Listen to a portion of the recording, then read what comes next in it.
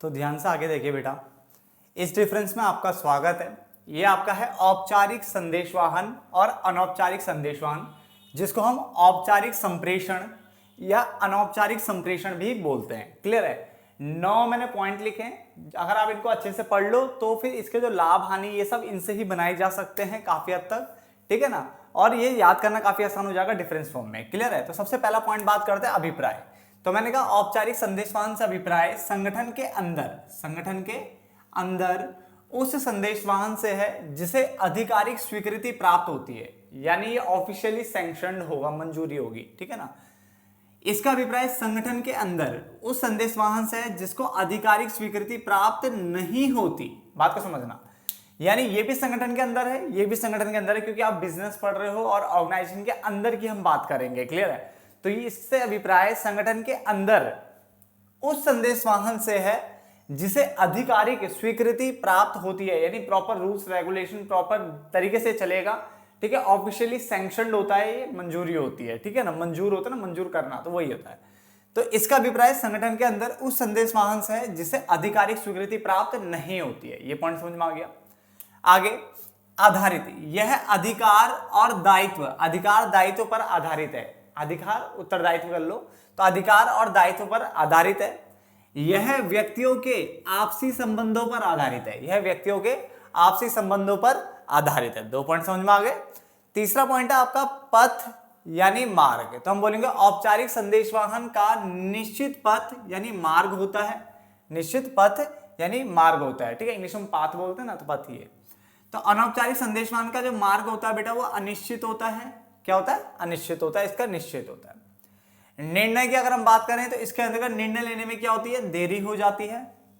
इसके अंतर्गत तुरंत व शीघ्र निर्णय होते हैं। क्लियर हो गया? मैं चारों पॉइंट रिपीट कर रहा हूं, ध्यान से सुनना, फिर हम आगे बढ़ेंगे। मैंने अभिप्राय में बोला, इसका अभिप्राय संगठन के अंदर उस संदेशवाहन से है जिसे आधिकारिक स्वीकृति प्राप्त होती है, और इसका अभिप्राय संगठन के अंदर उस संदेशवाहन से है जिसे आधिकारिक स्वीकृति प्राप्त नहीं होती है।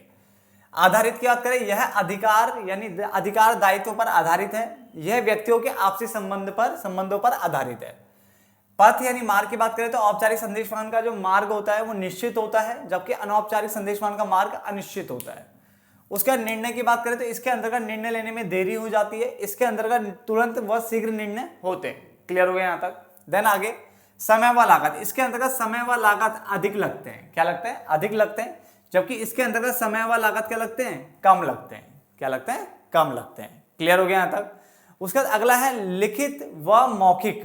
तो हमने बोला औपचारिक संदेशवाहन लिखित व मौखिक यानी रिटन और ओरल, ठीक है, दोनों प्रकार का हो सकता है, दोनों प्रकार का हो सकता है। मगर अनौपचारिक संदेशवाहन क्या होता है? ओरल होता है, यानी मौखिक प्रकार का होता है। क्लियर? अफवाह तथा गलतफहमियां, इसके अंतर्गत अफवाह तथा गलतफहमियों के फैलने की संभावना नहीं होती है। ये प्रॉपर तरीके से चलने वाला चैनल है, ऑर्गेनाइज्ड वे में चलता है, प्रॉपर रूल्स रेगुलेशन के अकॉर्डिंग चलता है, इसलिए यहाँ पे अफवाह तथा गलतफहमियों के फैलने की संभावना नहीं रहती है यहाँ पे, जबकि इसके अंतर्गत अफवाह तथा गलतफहमियों के फैलने की संभावना होती है। क्लियर है? तो 4 पॉइंट मैंने रिपीट कर दिए थे, वो मैं रिपीट नहीं कर रहा हूँ। अब मैं ये 3 पॉइंट दोबारा पढ़ा रहा हूँ, ध्यान से देखना ताकि ये भी रिपीट हो जाए। समय व लागत, मैंने कहा इसके अंतर्गत समय व लागत अधिक लगते हैं, इसमें समय व लागत क्या लगता है? कम लगता है। ये औपचारिक संदेशवाहन आपका लिखित यानी रिटन और मौखिक यानी ओरल दोनों प्रकार का हो सकता है, जबकि अनौपचारिक संदेशवाहन मौखिक प्रकार का होता है, यानी सिर्फ और सिर्फ ओरल की बात कर रहे हैं अपन, ठीक है। अफवाह तथा गलतफहमियां, इसके अंतर्गत अफवाह तथा गलतफहमियों के फैलने की संभावना नहीं होती, इसके अंतर्गत अफवाह तथा गलतफहमियों के फैलने की संभावना होती है। क्लियर? अन्य नाम, इसे उपयुक्त श्रृंखला द्वारा संदेशवाहन भी कहते हैं, उपयुक्त श्रृंखला द्वारा संदेशवाहन भी कहते हैं। इसे अंगूरी लता संदेशवाहन भी कहा जाता है। तो बेटा पेपर में याद रखना, कई बार क्वेश्चन में आता है ग्रेप वाइन कम्युनिकेशन क्या होता है? ग्रेप यानी अंगूरी, अंगूर, ग्रेप मतलब अंगूर, वाइन मतलब लता, तो अंगूरी लता, ठीक है। तो ग्रेप वाइन संदेशवान किसे कहते हैं? अंगूरी लता संदेशवान किसे कहते हैं? तो इसी को कहते हैं अनौपचारिक को ही। अनौपचारिक को क्या कहते हैं? अंगूरी लता संदेशवान। जबकि औपचारिक को क्या कहते हैं? उपयुक्त श्रृंखला द्वारा संदेशवान, उपयुक्त श्रृंखला द्वारा संदेशवान।